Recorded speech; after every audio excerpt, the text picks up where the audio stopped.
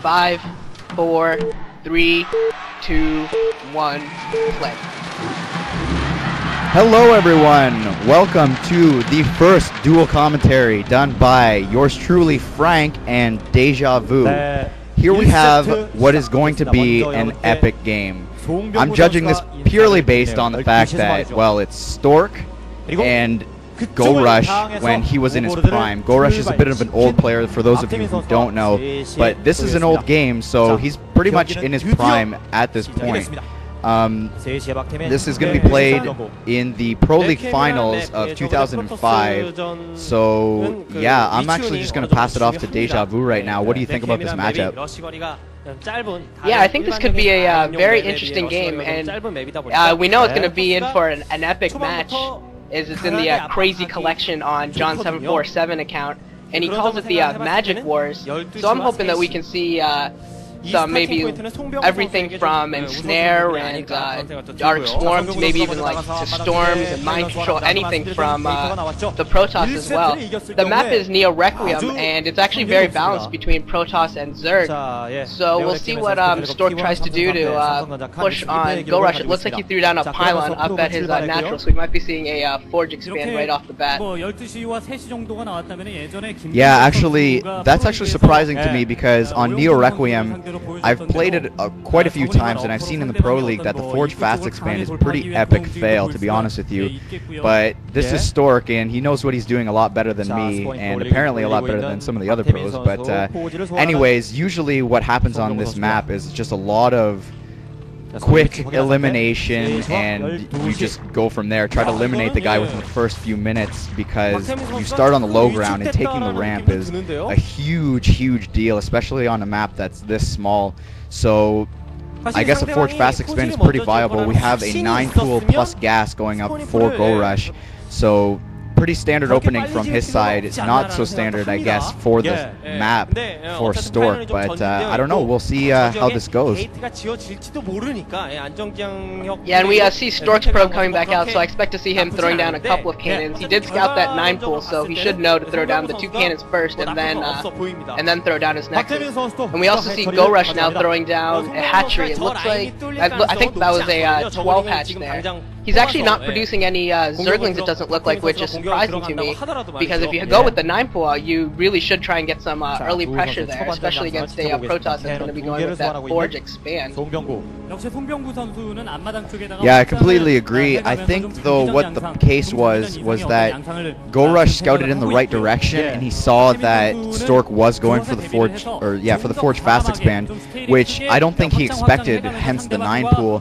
But I think once he did see that Stork was going for the Forge Fast Expand, he just figured, okay, well, it's catch-up time, I'm not going to get in the front door. Stork knows, he's seeing that I'm going for early Zerglings, he knows that I'm going to try to put on the pressure, so I'm just going to throw up an expansion, and possibly, what I actually expect to see is the 3rd hatchery going down for Gorush within the next couple of minutes anyways, just to try to play catch-up, although he is teching the lair pretty quickly too, so we might see a 2-hatch Muta. We're going to have to see within the next couple of minutes whether he throws down the hatchery or not.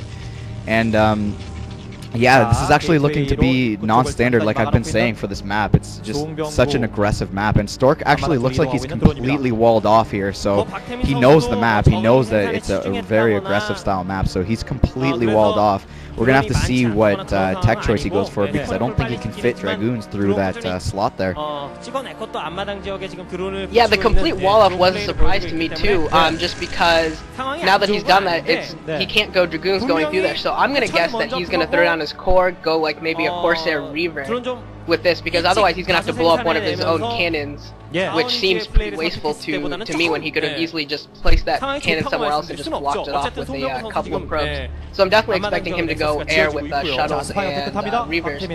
And it looks like Gorush also just threw down his fire, so we are going to see 2-hatch Mutas. I didn't see a 3rd hatchery go down, so we'll see what kind of harass he can get off. And it looks like Stork is pushing that wall in even more, putting down a cybernetics core in front of his cannon, so nothing's going to be going through the ground for Stork for quite a while.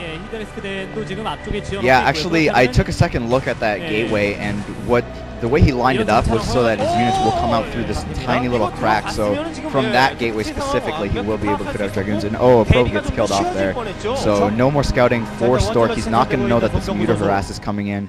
I actually don't know if he's going to be prepared for it. I haven't seen his main base to see whether he's got a Citadel coming up. Okay, so it's a Stargate. Yeah, I actually completely agree with you here that he will go Corsair Reaver because, well, it's Stork and his Corsair Reaver is pretty damn epic. And we're just going to have to see. I think Stork should throw down a Citadel. He hasn't seen the Spire coming up yet, so he's not going to know for sure. And yeah, the Den is up also. So I don't think he's going to be sure that the Muta Harass is going to come in. And actually, to be honest with you, at this point, it looks like the Spire is just going to be made for those couple of Scourges to kill off that first Corsair, which is going to be huge, and he's just going to go switch into a Hydra build. And a little bit of some pressure coming in here. Oh, going for a little bit of a run by, picking off a drone. Oh, but losing some Zealots. Some really nice micro going on here from Gorush. Just completely C-blocking those Zealots, and one slips through with just a little bit of health. Not going to do much, just a little bit of scouting going in here. But those initial Zealots are pretty important, so having lost that, I would have to say that Stork is in a little bit of a disadvantage here, just having lost those initial 3 Zealots.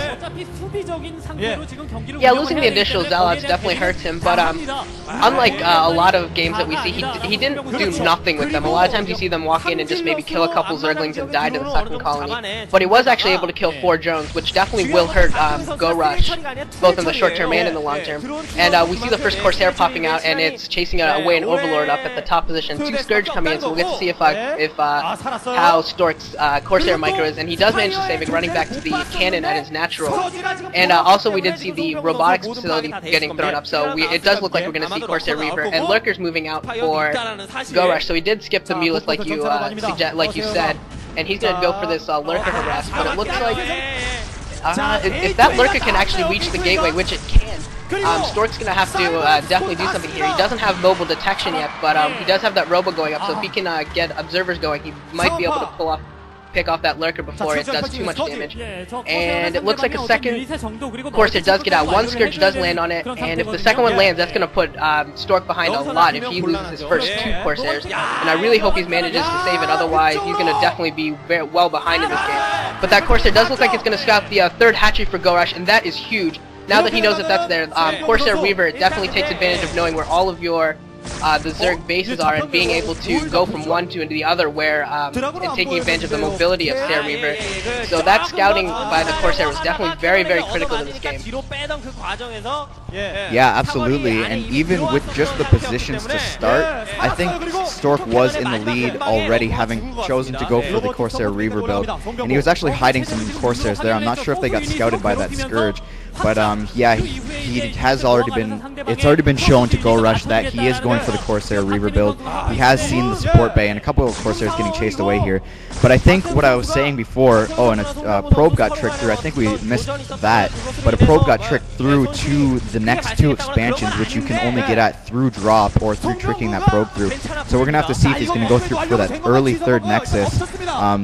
Completely viable. But anyways, what I was saying was the positions that they've started at is actually in Stork's favor, because he can just send those Reavers in, along with the Corsairs obviously, into the main of Gorush, and he's got a completely open path. There's nothing really that Gorush can set up besides just stringing out some Hydralisks there, but that's going to put his army in a really bad position as far as trying to put on pressure while the Reavers are away.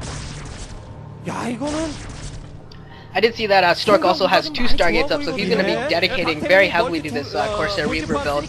And the Lurkers for Gorush took out the Cybernetics core actually at the front for Stork, so even if he wanted to do a switch later on to Speedlots and Templar, he's definitely going to be delayed in that, because he's going to have to use another 200 minerals waiting for that Cybernetics core, and then he'll be able to get the Citadel.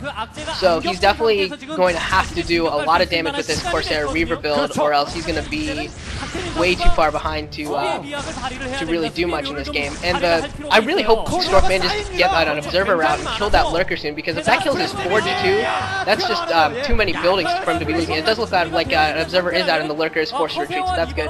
And Stork is also setting up a base at the looks like maybe the 2 o'clock or so. That, like you said, the one base you can only normally get to through drops. And I'm expecting to see the Corsair Reaver to start soon. 2 Reavers are out, which is definitely odd. I thought he would go with 1 shuttle.